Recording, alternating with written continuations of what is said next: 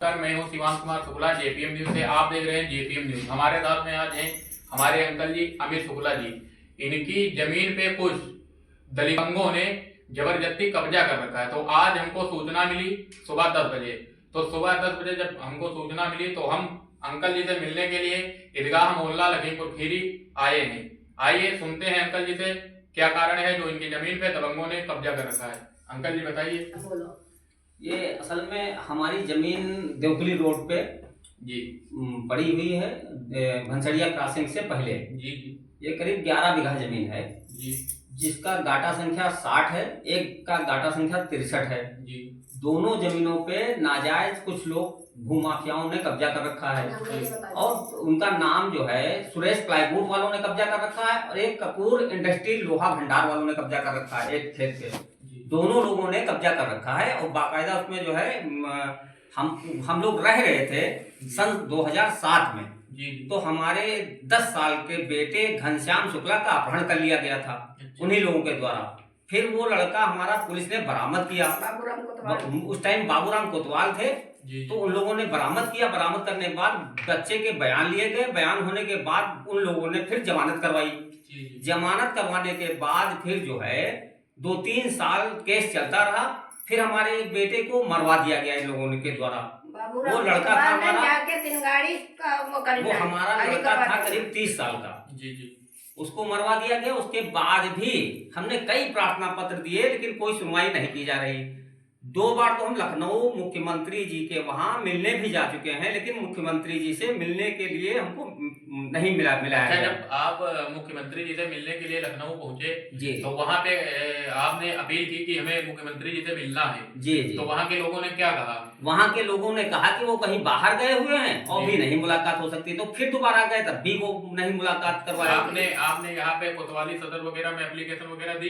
कोतवाली सदर में भी गए जी, संतरवी चौकी भी गए जी, LRP चौकी भी गए और SP साहब महोदय के वहाँ भी गए, DM साहिबा के वहाँ गए लेकिन कोई सुनवाई नहीं कर रहे हैं। खिलाफ पार्टी हमको बुलाती है, उनको लोगों को नहीं बुलाती। खिलाफ पार्टी जो है खिलाफ पार्टी वालों को नहीं बुलाया जाता है। दरोगा हमको बुलाता है और बुला करके हमसे लिखवा लेता है, साइन करवा लेता है और फिर उसके बाद कागज भेज देता है कि उल्टा सीधी अपनी रिपोर्ट लगा देते हैं। अच्छा, मतलब आपकी सुनवाई कहीं से नहीं हो रही? कहीं से हमारी सुनवाई नहीं की जा रही है। आपने मतलब हर जगह आप गए हैं लेकिन कहीं पे आपकी सुनवाई नहीं की जा रही। इसका मतलब है खिलाफ पार्टी आती नहीं है। आपको बुलाया जाता है, आपसे दस्तखत लेकर भेज दिया जाता है। हमको ही हड़काया जाता है। हमको हड़काते भी हैं कि अगर तुम बदतमीजी करोगे तुमको जघन्य अपराधों में जेल भेज देंगे। पुलिस वाले कहते हैं कि अगर तुम कोई खुराफात करोगे, कोई जमीन की मांग करोगे तुमको जो है जघन्य अपराधों में तुमको जेल भेज दिया जाएगा। तो हम बहुत डरे हुए हैं। मैं फिर योगी से मिलने की प्रयास कर रहा हूं और मैं जाना चाहता हूं। योगी से मिलेंगे और हमें विश्वास है कि योगी जी हमको न्याय देंगे, दिलवाएंगे। योगी जी अवश्य न्याय दिलवाएंगे। और आपने बोला है, एक मैं आपका वीडियो देख रहा था जी जी, तो उसमें आपने बोला है कि अगर हमारी जमीन ना मिली तो हम आत्महत्या कर लेंगे। आपको ऐसा कुछ नहीं करना है, ठीक है? हम लोग आपके साथ में हैं, हम लोग आपकी सहायता करेंगे। आपको योगी जी से भी मिलवाएंगे। आपकी जहाँ जहाँ सुनवाई नहीं हो रही वहाँ सुनवाई होगी। आपकी जमीन अगर आपकी है तो वो आपको मिलकर रहेगी। आप बिल्कुल चिंतित ना हो, ठीक है अंकल जी? मैं बहुत परेशान हूँ सर। मैं इतना परेशान हमको किया जा चुका है कि हमको हमारे बच्चों को जेल भेज दिया गया 107-16 में, जो कि एक महीना हमारी बीवी हमारे बच्चे सब जेल में रहे हैं। उसके प्रमाण भी मेरे पास मौजूद हैं।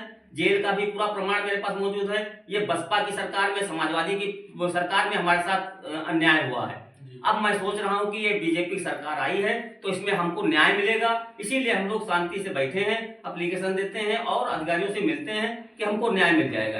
ये हमारे चाचा जी अमित शुक्ला जी लगभग सन 2007 से अपनी जमीन के चक्कर में हर जगह जा चुके हैं, हर मोड़ पे जा चुके हैं, योगी आदित्यनाथ जी से मिलने भी जा चुके हैं लेकिन इनकी कहीं पे सुनवाई नहीं हो रही। तो आप लोगों की राय क्या है, ये हमको आप लोग जरूर बताइएगा। ये हमारे चाचा जी बहुत परेशान है। इनका लगभग 30 वर्षीय इनका बेटा भी मार दिया गया है इसी जमीन के चक्कर में।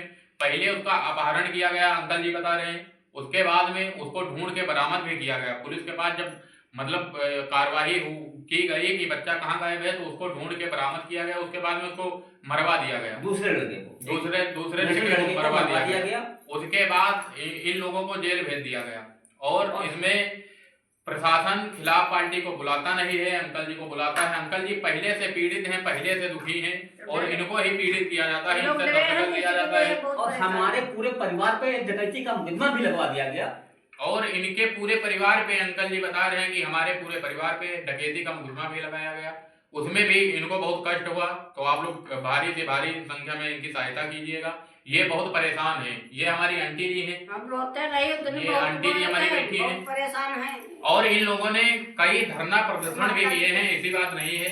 जिन्होंने मतलब इससे पहले सन 2007 से इनका केस चल रहा है, तो इन्होंने धरना प्रदर्शन बसपा और समाजवादी पार्टी सरकार में हमने सैकड़ों धरना प्रदर्शन किए बसपा हैं। पार्टी में बसपा की सरकार थी तब भी इन्होंने धरना प्रदर्शन किया, उसके बाद में सपा की पार्टी में भी धरना प्रदर्शन किया। लेकिन जब ये लोग धरना करने जाते थे तो इनको मार पीट के अंदर कर दिया जाता था। रात में 12-12 बजे जेल भेज दिया जाता था। 12 बजे जेल मतलब इनकी कोई बात सुनने को तैयार नहीं है, ना कोई प्रशासन तैयार है, ना हमारी सरकार तैयार है।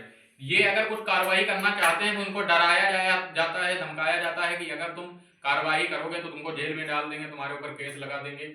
तो आप लोग मदद करिएगा अंकल जी। हमारे नाबालिग 17 साल के बच्चे को मोबाइल के लिए जेल भेजा गया, उसको हम जमानत कराए। नाबालिग बच्चे को भी जेल भेजा गया है, जो 1 महीना जेल में रहा है, उसका मुकदमा भी चल रहा है। 1 महीने तक जेल में रहा है। नाबालिग बच्चा रहा है, उसमें दिखाई नहीं कि मोबाइल चोरी कर इसे उन्होंने दिखा दिया कि मोबाइल चोरी किया है, इसलिए जेल भेज दिया गया। आज इनको सुबह 10 बजे सूचना